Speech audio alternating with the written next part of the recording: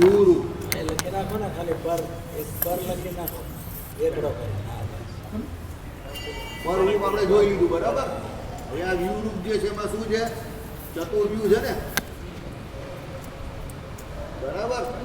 હવે ચતુર્વ્યુમાં કોણ છે? વાસુદેવ, સંકર્ષણ, અનિરુદ્ધ અને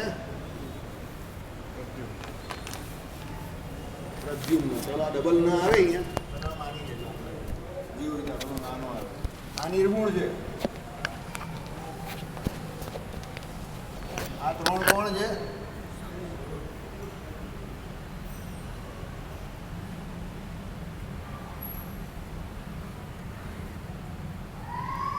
નિર્ગુણ કેમ છે? આ કોઈ દિવસ સૃષ્ટિ પ્રકરણમાં જોડાતા નથી. આ કોણ છે? ડિરેક્ટર છે, એમ્પાયર છે. આમ જાઓ તેમ જાઓ, આ કરો તે કરો, ફલાણું કરો, ડિરેક્ટર છે. પોતે નહીં જોડાતા, એટલે એ નિર્ગુણ છે. માયાના કોઈ પણ ગુણને સ્વીકાર નહીં કરતા. બરાબર. આ ત્રણ પોતપોતાના કાર્ય માટે કરે છે. આ તમો ગુણનો સ્વીકાર કરે છે. કેના માટે? પ્રલય માટે. અનિરુદ્ધ કયા ગુણનો સ્વીકાર કરે છે? બોલો. કેના માટે?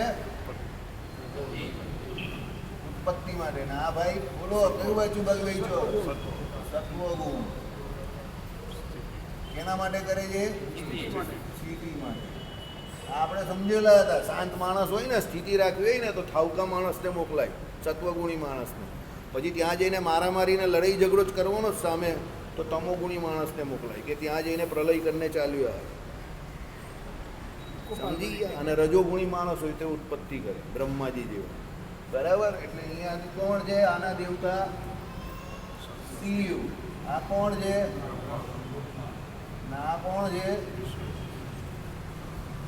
હવે તમે જો આ જે છે ને સત્સંગી જીવન મુજબ આ 6 મૂર્તિ જે કહીને, સંકર્ષણ, અનિરુદ્ધ ને પ્રદ્યુમ્ન, આ શિવ, બ્રહ્મા અને વિષ્ણુ, આ બધી સગુણ મૂર્તિ છે ભગવાનની. ના વાસુદેવ નિર્ગુણ મૂર્તિ. આ થઈ ગયા તમારા ચતુર્વ્યુ. સમજ પડી ગઈ? ચતુર્વ્યુમાં ઘણા બધાને ઘણી બધી ગરબડ આવશે એના પર.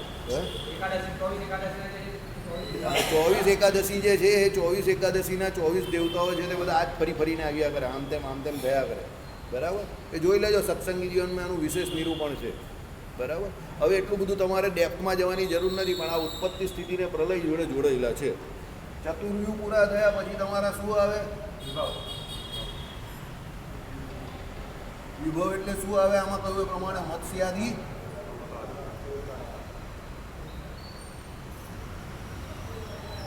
મત્સ્ય, કચ્છ, વરા, વામન, રામ, કૃષ્ણ, જે કોઈ તમે અવતારો કહો તે બધા આમાં આવે. બરાબર. કેમ અવતારો આમાં આવે? અવતારનો અર્થ શું થાય? કે આ પરરૂપ જે છે ને, સમજો. હવે હા, એક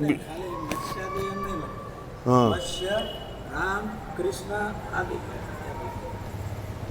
એટલે રામ મત્સ્યાદિના ઘણાને બહુ ખબર ન પડતી.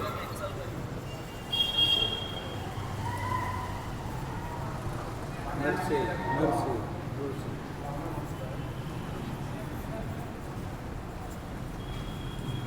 બરાબર. ચાલો, આ બધા અવતારો જે છે તે આમાં આવે છે. હવે આને સમજવાનું શું છે સમજો. આ પરરૂપ જે છે ને એમાંથી આ બધા અવતારો થાય છે. અવતારો કયા સ્વરૂપમાંથી નહીં થતા. આ પરરૂપ જે કયા ને વાસુદેવ ભગવાન,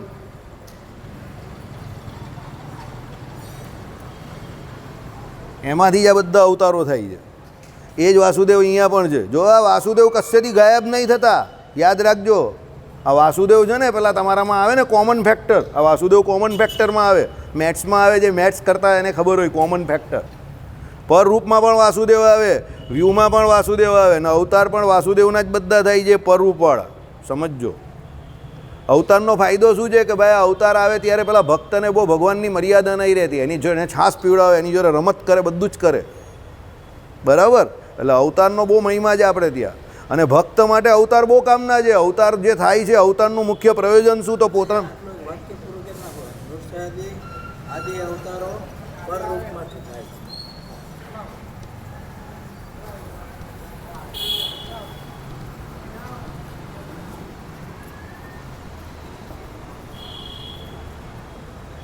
એકદમ પાકું ગુજરાતી. પરરૂપ વાસુદેવના જ છે આ બધા અવતાર, સમજો. પરરૂપ વગર અવતાર સંભવતા જ નથી.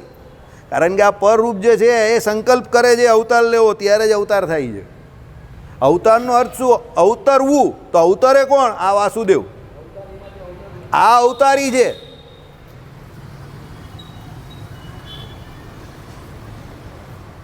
આ બધા એના અવતારો છે. એટલે આ ન હોય તો આ સંભવવાના નથી. આ મેઇન જંકશન છે, સમજજો. પરરૂપ. જો ત્યાં પેલી આ પેલું અત્યારે પેલું આ બનાવેલું જ ને, પેલું આ પાઠ બનાવેલી જ ને, આ બધું ખોટું ખોટું લખેલું છે. બધા લોચા લબાચા મારેલા છે એમાં. કોઈ બનાવેલું છે જે હોય તે બંડીઓ છે, ચાલો બોલાઈ જશે બાજુ. એટલે એ બધું લોચા લબાચાવાળું છે. ચાલો પછી આ અવતારનું મુખ્ય પ્રયોજન શું છે? આમાં એક વધારે લખવું હોય તો રામકૃષ્ણ સ્વામિને લખવું એટલે લખી નાખો. ભક્તોના ઉભો રહે, ભક્તોને લાલ લડાવવા સ્વામિનારાયણ પણ લખવું. મુખ્ય પ્રયોજન છે. એ તો આપણે બોલીએ તો છે સબરી કે રામ. જો લખી જ દઈએ આપણે, સબરી કે રામ, બરાબર. પછી મીરા કે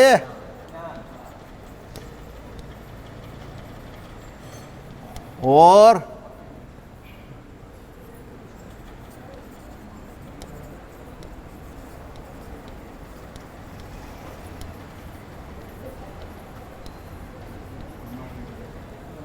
આવી ગયું. અમારે તુમારે ઘનશ્યામ, ત્રણ એક છે, આવી ગયું. ચાલો આ વિભવ આવી ગયું. હવે એના પછી શું આવે? અંતર્યામી. અંતર્યામી રૂપે કોણ રહેલા છે? વાસુદેવ ભગવાન જ રહેલા છે ભાઈ. આ કોણ છે? સર્વકર્મ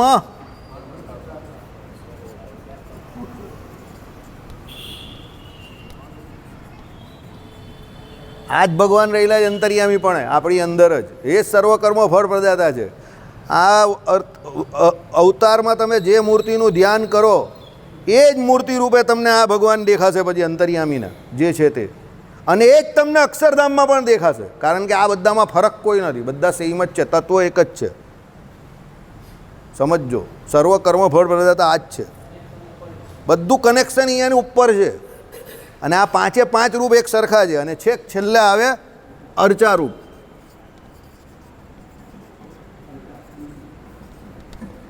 અર્ચા એટલે મૂર્તિ.